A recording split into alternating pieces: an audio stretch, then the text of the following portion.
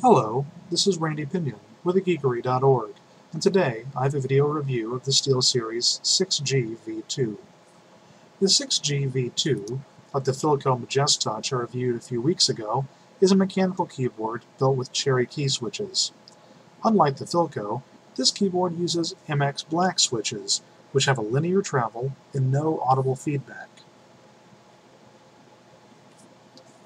Being a mechanical keyboard, the method for actuating or activating each key uses several moving parts, starting with a keycap and moving through a plastic stem into a complicated mechanism beneath, where you'll find Cherry Corp's famous 18-karat gold contacts.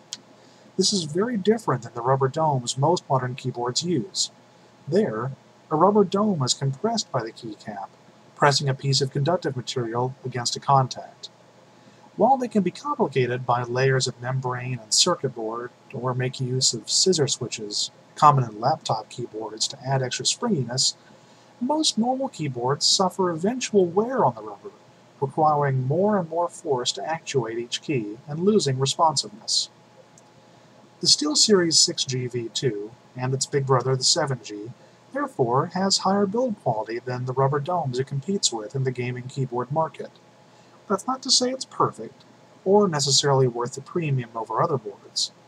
Although, SteelSeries has recently been running very steep sales on their entire product line, lowering the bar for entry. Its key feel is heavy compared to most mechanicals, although not as much as some rubber domes. Each key requires 60 grams of force to actuate, and they do so after 2 millimeters of travel. The key can also continue down for another 2 millimeters, but given the level of force needed to press it further, you're less likely to noisily bottom out the SteelSeries keys than MX blues, browns, or reds. Furthermore, it also features a very thick USB cable with an included PS2 converter, a matte, hard-to-smudge coating, and medium brightness white LEDs. It also features a number of media keys, volume and playback control, something uncommon in mechanicals. These are activated by the function-like SteelSeries key that replaces the leftmost Windows key. In an unusual move, the SteelSeries replaces the normal short Enter key, typical in US ANSI layouts, with the larger J Enter key. This forces the pipe / key down between the !/ key and right shift, shortening that shift. In use, the keyboard feels incredibly solid. It's heavy, the shipping weight is 4 pounds, with no flex to the board at all during use. It stands at a moderate angle and has a deep body, making up for the fact that it has no stabilizers underneath to lift it further. This could be of some concern to those who like either completely flat or heavily angled boards. Typing can be tiring at first, especially when compared to lighter mechanicals, but it's on par with rubber domes, and becomes easier once you learn to stop bottoming out. It's marketed as a gaming keyboard primarily because the tactility of MX browns and blues can make double tapping keys rapidly challenging, more so at least than the MX blacks in the SteelSeries. But also, as I mentioned earlier, it removes the leftmost Windows key to avoid accidental presses in-game, although I would prefer a toggle for that feature.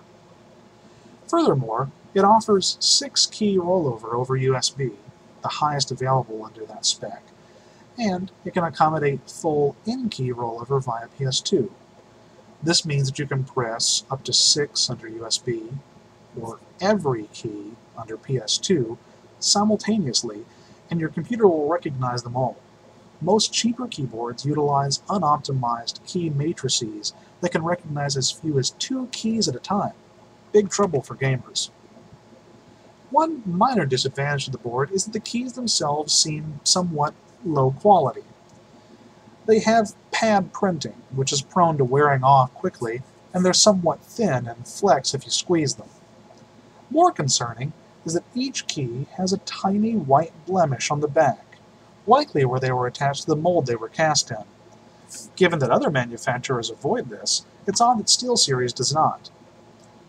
Also, it lacks the additional USB and sound connections and large attached wrist rest that the more expensive 7G version has. All in all, though, I like the SteelSeries board.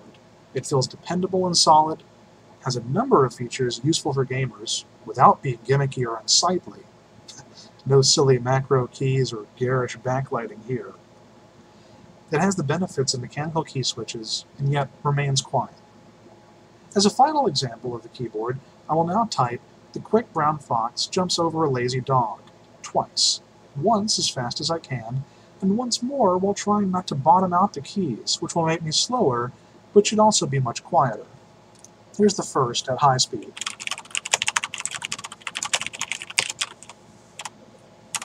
And now quieter.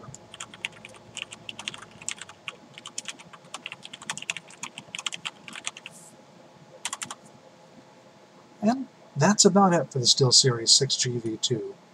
You can pick it up on many websites like Amazon, Newegg, and SteelSeries' own web store, and definitely be on the lookout for coupons and discounts. I wouldn't necessarily recommend it at full price, but if you can catch it on sale, it's a great deal.